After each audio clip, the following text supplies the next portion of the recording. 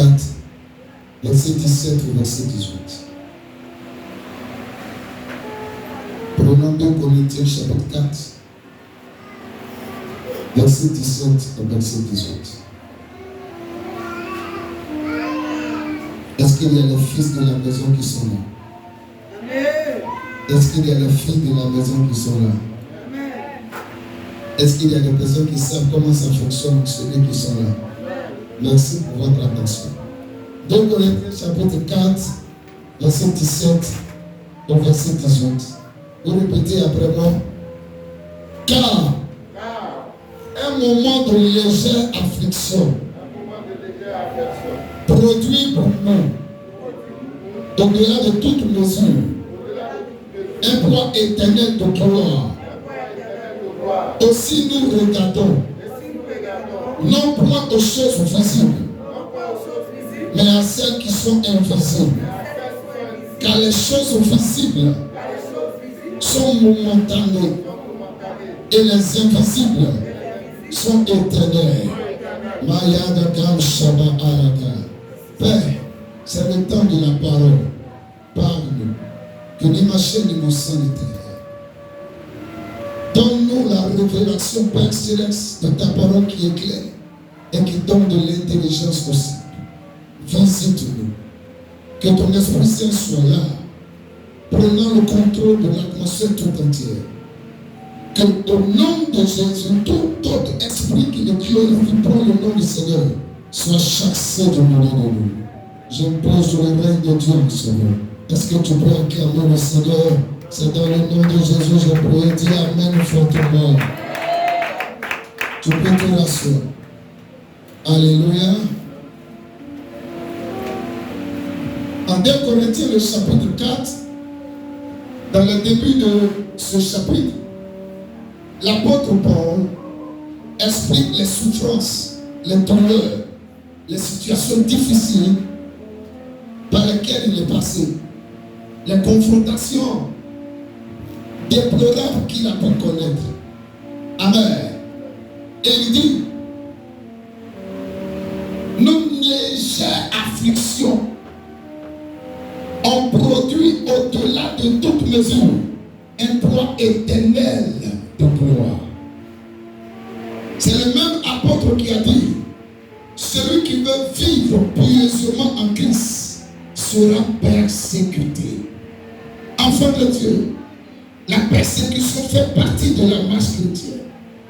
La persécution venant de ta famille, de tes proches, le soulèvement, les contestations, les mauvais rapports à ton sujet font partie de la marche chrétienne. Paul dit, j'ai connu tout ça, mais je mets ça au compte de quoi? De la légèreté.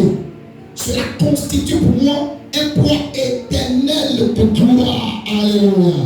En d'autres termes, tu ne peux pas connaître la gloire si tu n'as pas été en contact avec les persécutions, avec les afflictions. Si tu vois quelqu'un dans sa gloire, c'est que hier il a pleuré. Si tu vois quelqu'un être élevé, c'est que hier il était dans l'affliction, dans la souffrance. Alléluia.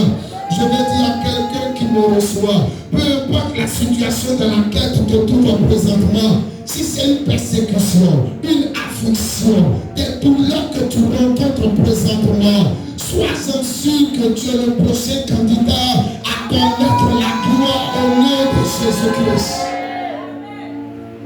Tu es la prochaine candidate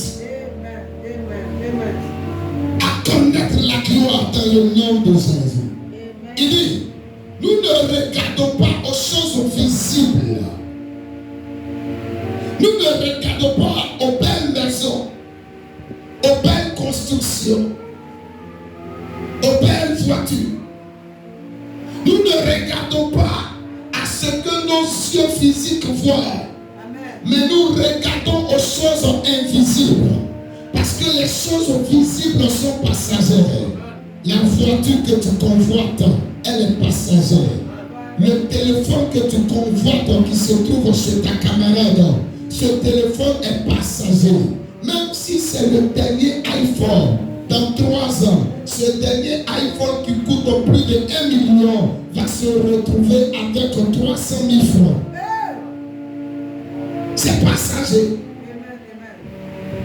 Les maisons et les belles constructions que nous voyons, c'est intéressant d'habiter ces belles maisons, mais elles sont passagères. La vétusté va se présenter à ces belles maisons demain. Tout ce que nous voyons, c'est passager. Les belles chaussures. Mais il y a des choses qui sont éternelles. C'est à ces choses-là que j'aimerais que toi et moi, comme l'apôtre Paul, nous puissions regarder. Alléluia. Le paradis est éternel. Alléluia. La parole de Dieu est éternelle. Les esprits sont éternels. Le trône de Dieu est éternel. Alléluia. Je veux que tu sois concentré sur ces choses. Pendant que tu marches et tu vis, pense à l'éternité. Je ne sais pas pourquoi. Pour des choses qui sont passagères. Et demain après ma mort. Alléluia. Quelqu'un me suit? Y a-t-il des choses à faire pour avoir accès à cette éternité? Oui. Il y a 2 choses à faire. Si vous et moi, nous voulons avoir accès à cette éternité. 1. Il faut se repentir et décider de croire en Jésus comme Sauveur, Seigneur et Roi. Si tu veux avoir accès à l'éternité, si tu veux avoir accès au paradis de Dieu, la Bible te conseille de faire quoi? De te repentir. Alléluia. Prends cette résolution de changer de direction. Ce n'est pas le pasteur qui va changer de direction pour toi. Prends cette décision de changer de mentalité. Toi-même, décide de changer de mentalité. Quelqu'un me suit? Et prends encore cette résolution de croire en Jésus comme Sauveur et Seigneur personnel. Alors, les portes de l'éternité vont s'ouvrir dans ta vie sur cette terre dans le nom de Jésus. Romains chapitre 10, le verset 9 au verset 10. Lisons. Romains 10, verset 9 au verset 10.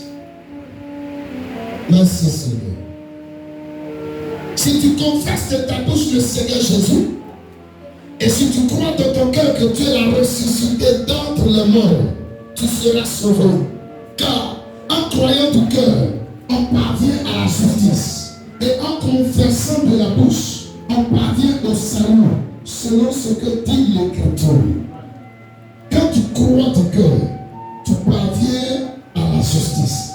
Quand tu confesses de ta bouche, tu parviens au salut. Le mot salut ici, c'est sozo, c'est impliquant. Au moins 6 notions de base. Dans le mot salut, il y a quoi? Il y a la délivrance. La délivrance de l'enfer pour avoir accès à la vie éternelle. Il y a la sécurité dans le mot salut. Il y a la guérison. Quelqu'un me suit? On te dit qu'il faut faire quoi? Il faut croire de ton cœur et confesser de ta bouche. C'est pourquoi j'ai l'habitude de faire appel à des personnes qui veulent prendre l'engagement de recevoir Jésus comme Sauveur et Seigneur personnel, et je les amène en celui à faire quoi? À répéter après moi. Confesser de ta bouche, c'est déclarer de ta bouche. Il y a le salut dans le fait que tu crois dans ton cœur. Il y a le salut dans le fait que tu confesses de ta bouche. Alléluia. Alléluia. Est-ce que quelqu'un à côté de toi est sauvé? Est-ce que quelqu'un à côté de toi croit que Jésus est Seigneur et Sauveur personnel? Est-ce que quelqu'un à côté de toi a décidé de pouvoir avoir le salut? Regarde quelqu'un à côté de toi. Est-ce que Jésus est le Seigneur de ta vie? Est-ce que tu crois qu'il était ressuscité dans les morts? Parle à ton voisin. Parle à ta voisine. Qui est cette personne qui est derrière ma fille à l'arrière?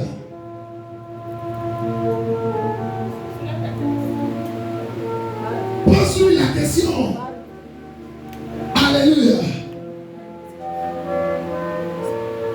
Mon désir le plus ardent, au-delà du fait que l'Église doit connaître la croissance, je veux que nous tous, au dernier jour, on puisse avoir accès au paradis céleste. Alléluia. Il y a des gens qui sont venus dans cette église. On a prié pour eux. Tu as ouvert une petite porte. Quand tu les appelles, je suis trop occupé actuellement. Je vais faire un certain nombre de choses. Quand je vais finir, je vais venir. Quand tu mets à gauche, il met à droite. Quand tu vas à droite, il revient à gauche. Ne courez pas derrière le miracle. Parce qu'un miracle aujourd'hui va demander à ce que demain tu sois encore en quête de miracle. Décidez de pouvoir voir Christ Jésus comme Seigneur et Sauveur personnel. Marchez par la foi et le miracle sera quotidien dans votre vie au nom de Jésus. Le Seigneur me lève. Mon amour pour Dieu va plus grandir. Alléluia. Il me donne des maisons, des voitures, des millions. Mon amour pour Dieu va plus grandir. Quelqu'un me suit? Dieu doit me faire confiance. Je peux faire confiance à mon fils. Je peux faire confiance à ma fille. Lui prêter les milliards de cette terre. Et puis une fois, malgré qu'il me donne les milliards, j'ai le temps pour prier. J'ai le temps pour méditer sa parole. J'ai le temps pour jeûner. J'ai le temps pour parler de lui. J'ai le temps pour venir à l'église. Oh, ta récompense sera grande. Elle sera grande. Quelqu'un me suit? La deuxième des choses que tu dois faire, si tu veux avoir accès à cette éternité, il faut pratiquer de bonnes œuvres. Dis avec moi. Il faut pratiquer de bonnes œuvres. Tout le thème de mon message en ce jour. Pratiquer les bonnes œuvres. Plus fort. Pratiquer les bonnes œuvres. Éphésiens chapitre 2. Le verset 8 au verset 10. Regardez-moi. Éphésiens chapitre 2. Quelqu'un a trouvé ce tient debout pour faire la lecture. Verset 8 à 10. Alléluia. Yes. Car c'est par la grâce que vous êtes sauvés. Car c'est par la grâce que vous êtes sauvés. Par le moyen de la foi. Par le moyen de la foi. Et cela ne vient pas de vous. Tu comprends ça? Cela ne vient pas de toi. C'est le don de Dieu. C'est le don de Dieu. Le don de Dieu. Hein? Ce n'est point par les œuvres. Ce n'est point par les œuvres. Afin que personne ne se Doucement. glorifie. C'est pas parce que tu distribues de nourriture au quartier. C'est pas parce que tu jettes l'argent du haut de ton immeuble. Alléluia. Que tu seras comment sauvé. C'est pas parce que tu es le plus entier de ta génération. Tu partages nourriture aux veuves, aux orphelins, que tu seras sauvé.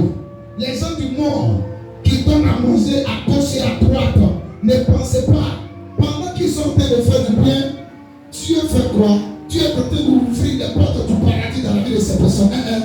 Tes œuvres, alléluia, ne sont pas la garantie de quoi? De ton éternité. La Bible dit, c'est par quoi nous sommes sauvés? Par la grâce, par le moyen de la foi. Et cela ne vient pas de vous. Pour être sauvé, il faut croire que Jésus est Seigneur et Sauveur personnel. Il faut confesser de ta bouche, peu importe ton titre, peu importe ton argent. Si tu n'as pas encore été capable de confesser de ta bouche, si tu ne crois pas que Jésus est Seigneur et Sauveur, tu vas mourir avec tes milliards, tu vas aller à l'enfer. Amen. On poursuit. Car nous sommes ouvrages. Car nous sommes Ouvrages. yes. Ayant été créés en Jésus-Christ. Nous avons été créés en Jésus-Christ Pour de bonnes œuvres. pour de bonnes œuvres. Maintenant écoute, il y a des gens qui disent, comme on n'est pas sauvé par les œuvres, amen, c'est simplement par notre foi en Christ Jésus, je ne dois plus pratiquer les bonnes œuvres. La Bible dit, tu as été créé en Jésus pour faire quoi? Pour pratiquer les bonnes œuvres. Un enfant de Dieu qui a cru en Jésus, qui a confessé Jésus comme sauveur et Seigneur personnel, il doit faire quoi? Il doit pratiquer les bonnes œuvres. Quelqu'un me suit? Regarde quelqu'un en pratiquant. Est-ce que toi tu pratiques les bonnes œuvres?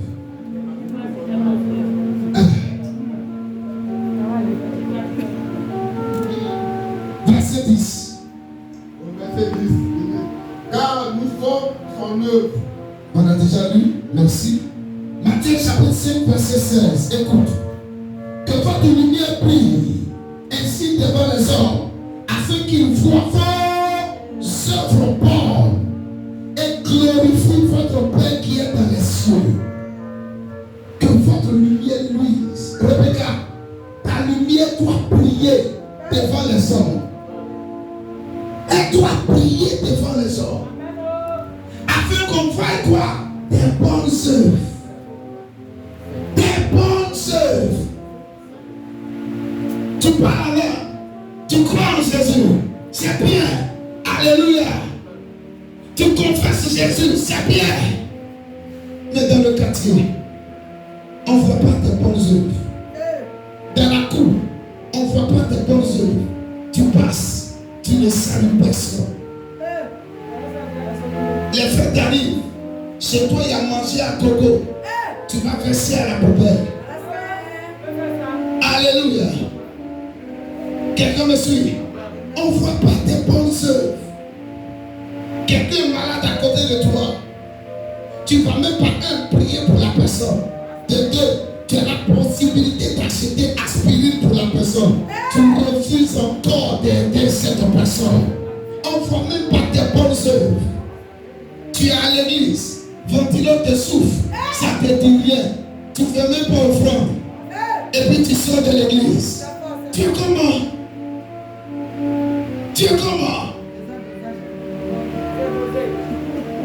Quand tu ramasses pour venir te déposer à l'église, ventilo te souffle, tu manges, tu retournes, tu ne fais pas offrande. Tu es comment? Tous sont des sœurs. Pendant qu'à la maison, tu as des centres financiers. Pendant que tu vends, tu fais commerce. Pendant qu'un autre à côté là-bas pense à toi. Ma fille, aujourd'hui, j'ai pensé à toi. Reçois 10 000. Où sont tes œuvres?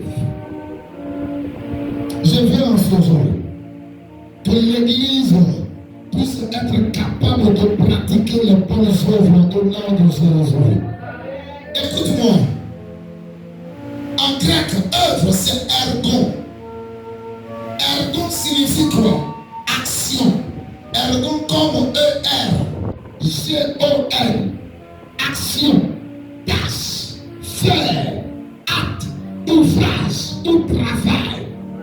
Balayer à l'église, c'est faire une bonne œuvre.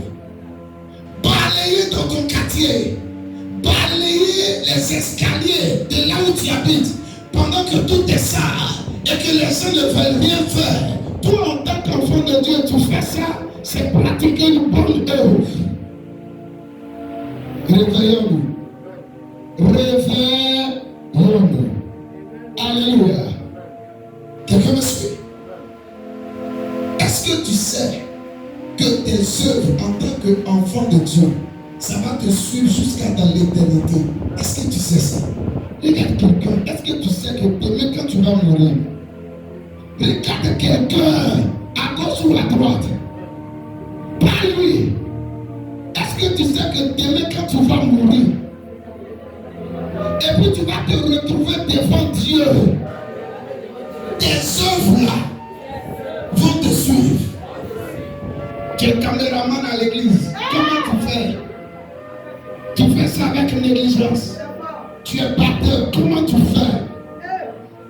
Tu es instrumentiste. Comment tu fais? Vos œuvres vont vous suivre. Tu es serviteur. Comment tu fais? Tu es responsable. Comment tu fais?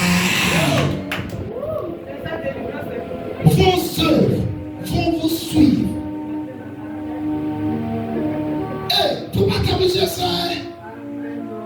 vais te donner des exemples. Et puis je vais poursuivre dans la parole de Dieu. Allons, prenons 2 Rois chapitre 20. Rapidement. 2 Rois chapitre 20, verset 1 au verset 6. Lisez pour moi rapidement. 2 Rois chapitre 20, verset 1 au verset 6. Un roi du nom de Ézéchias a pratiqué les bonnes œuvres. Alléluia. Il a pratiqué les bonnes œuvres. Il est tombé malade. Et le Seigneur a envoyé son serviteur pour lui dire, tu vas mourir. Écoutez ce qui va se passer. 2 Rois 20, 1 6. En ce temps-là, Yes. Ézéchias fut malade Ézéchias fut malade. à la mort. Yes. Le prophète Ésaïe, Le prophète Esaïe. fils d'Amon, Yes. vint auprès de lui Mhm. et lui dit, Mhm. ainsi parle l'Éternel, Ainsi parle l'Éternel. donne tes ordres à ta maison, Il faut donner des ordres à ta maison. car tu vas mourir Car tu vas mourir, roi Ézéchias. et tu ne vivras plus. Et tu ne vivras plus. Continue jusqu'au verset 6. Ézéchias tourna son visage contre le mur Ézéchias tourna son visage contre le mur et fit cette prière à et l'Éternel. fit cette prière à l'Éternel. Ô Éternel, Oh Éternel, souviens-toi que j'ai marché devant ta face souviens-toi que j'ai marché devant ta face avec fidélité et intégrité avec fidélité et intégrité. de cœur, Yes. et que j'ai fait ce qui est bien à tes yeux. Oui. Et Ézéchias se répandit d'abondantes larmes. Il va pleurer abondamment. Ésaïe, qui était sorti, n'était pas encore dans la cour du milieu lorsque la parole de l'Éternel lui fut adressée en ces termes. Hein? Retourne et dis à Ézéchias, Yes. chef de mon peuple, ainsi parle l'Éternel, Mhm. le Dieu de David ton père. Mhm. J'ai entendu ta prière, J'ai entendu ta prière. j'ai vu tes larmes. J'ai vu tes larmes. Voici, je te guéris. Voici, je te guéris. Le 3e jour, tu monteras à la maison de Tu ton... t'arrêtes au verset 6. Le 3e jour, tu monteras à la maison de l'Éternel. Yes. J'ajouterai à tes jours 15 années.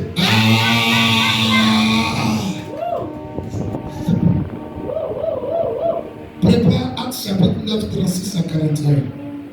Amen. Il est malade. Et puis le prophète de Dieu vient dire, mets de l'eau dans ta maison, tu vas mourir. N'est-ce pas? Anita, c'est ça, non? Bravo.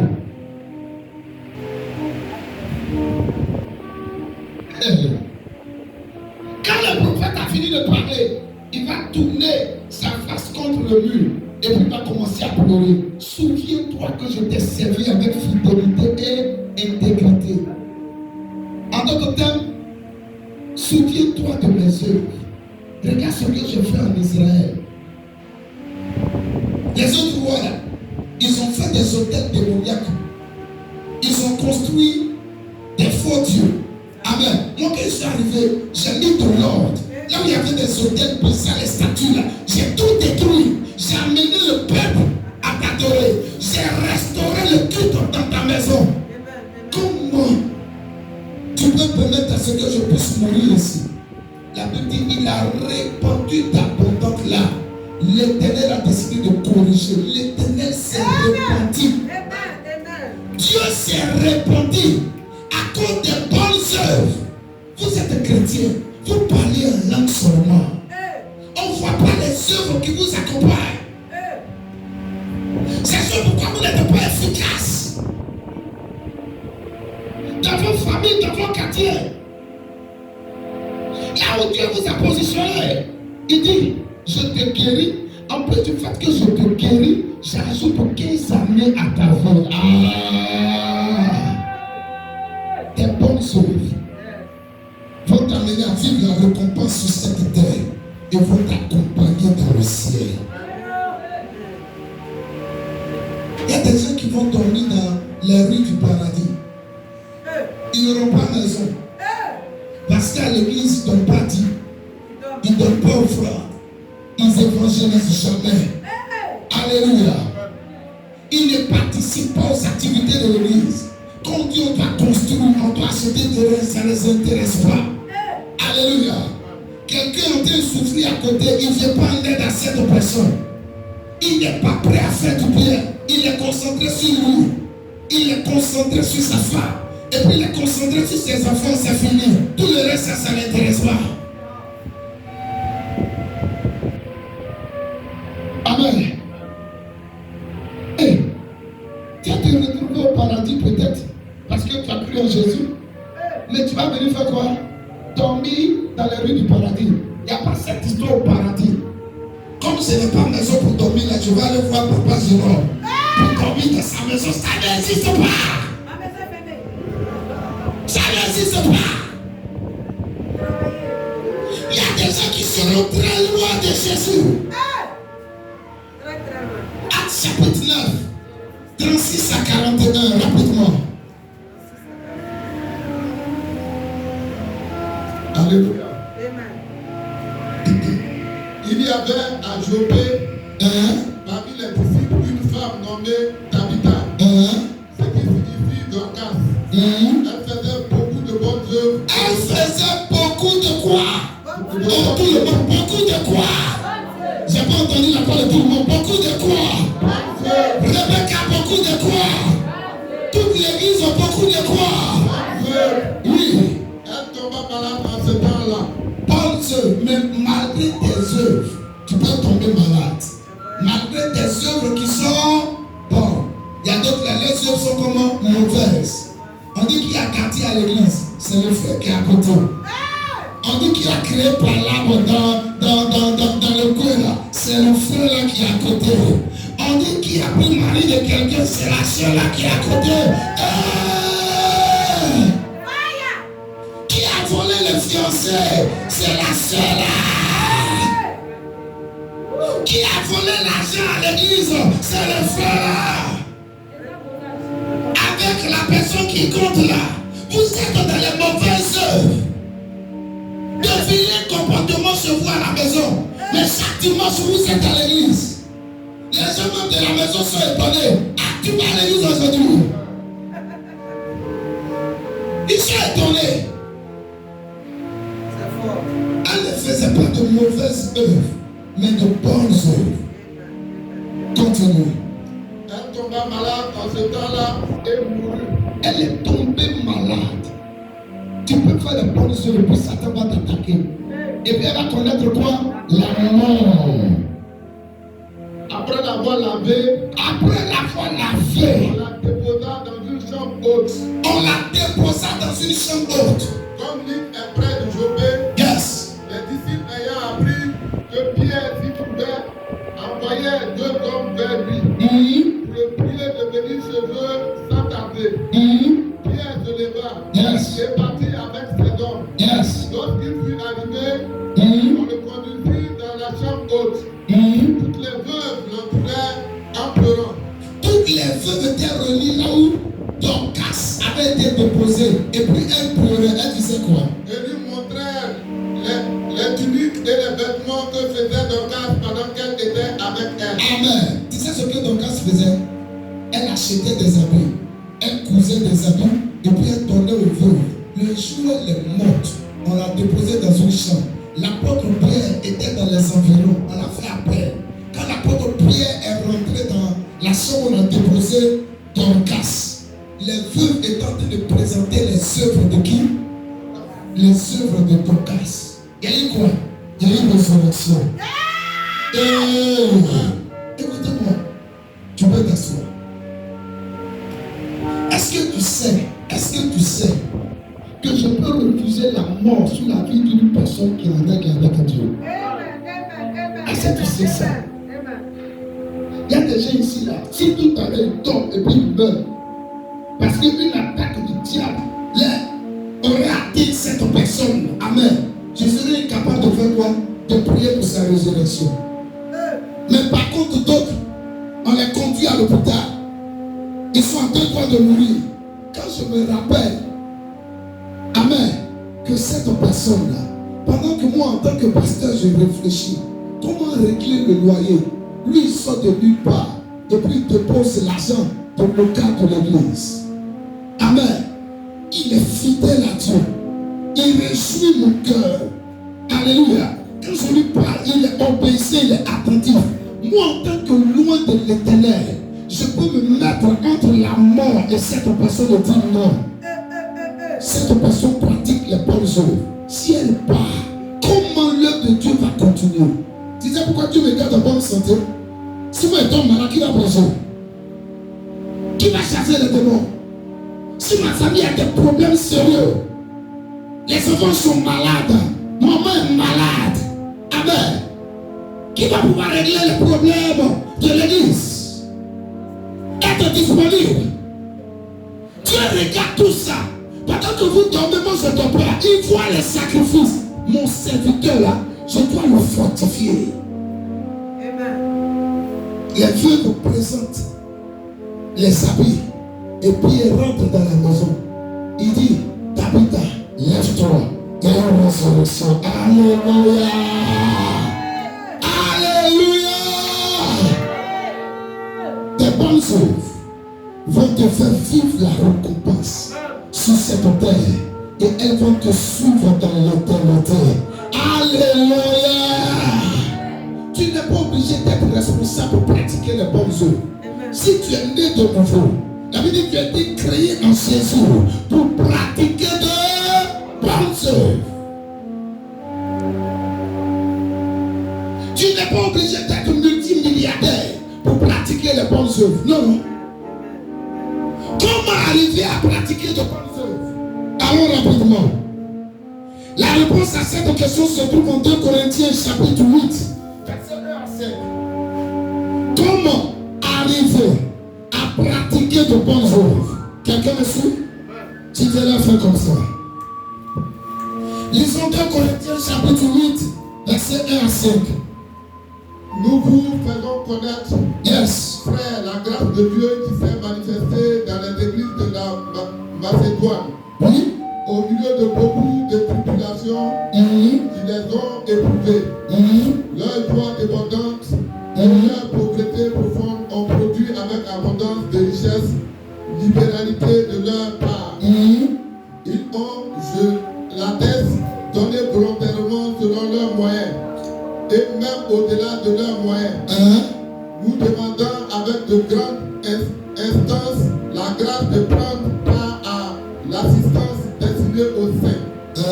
Et non seulement ils ont contribué comme nous l'espérions, mais ils se sont d'abord donnés eux-mêmes au Seigneur, puis à nous par la volonté de Dieu. Alléluia.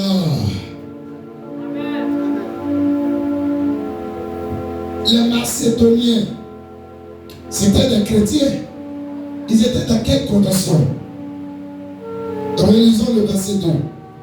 Quoique très éprouvé, dis avec moi, quoique très éprouvé par des tribulations, répète avec moi, leur joie débordante et leur pauvreté profonde. Ils sont éprouvés par des tribulations, mais malgré ça, ils sont comment? Ils sont dans la joie. Et puis on dit, leur pauvreté comment? Elles sont obligées de mettre profonde à côté de pauvreté. Toi, quand on parle, je n'ai rien. Regarde le cas de Macédonie. Je ne travaille pas. Je suis sous-tuteur. Regarde le cas de Macédonie. Ils connaissaient des grandes tribulations. Ils étaient quoi? Dans une pauvreté profonde. Adjectif qualificatif. Pauvreté profonde sous-entend pauvreté extrême. Mais malgré ça, ils sont dans la joie. Est-ce que tu connais une pauvreté profonde? Est-ce que toi tu es dans la joie? Ma fille, toi qui arrives à te maquiller au moins, non? Qui arrive à dormir sur matelas, non? C'est ça, non? Tu manges au moins 3 fois par jour. Tu changes d'habit. C'est pas ça? Chaque jour, tu dois porter un nouveau habit, n'est-ce pas? Chaque dimanche, tu dois porter une nouvelle chaussure. Tu connais pauvreté profonde. Chaussure même, tu as porté. Tu deviens bancard. Alléluia. Tu es dans ta seule demeure. Alléluia. C'est-à-dire, si toi tu dois sortir de la maison là, Tu as bien tenu seulement. Quand aujourd'hui tu portes ça, la nuit quand tu rentres, tu es obligé de faire quoi? De laver. Mais pour toi, c'est pas le cas. Les gens ont pitié de toi. Ils te donnent la boue. Ils te donnent ce soir. Tu manges matin, midi et soir. C'est toi qui raisonnes. C'est toi qui es dans la tristesse.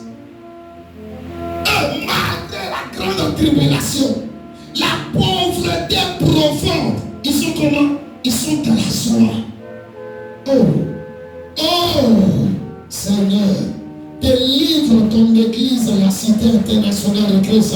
Dans le nom de Jésus, de toute mentalité qui ne glorifie pas ton nom, dis Amen, Père. Comment arriver à pratiquer de bonnes œuvres? Amen. Premièrement, il faut se donner soi-même à qui? À Dieu. Tu sais pourquoi tu ne pratiques pas de bonnes œuvres? Tu ne t'es pas encore donné en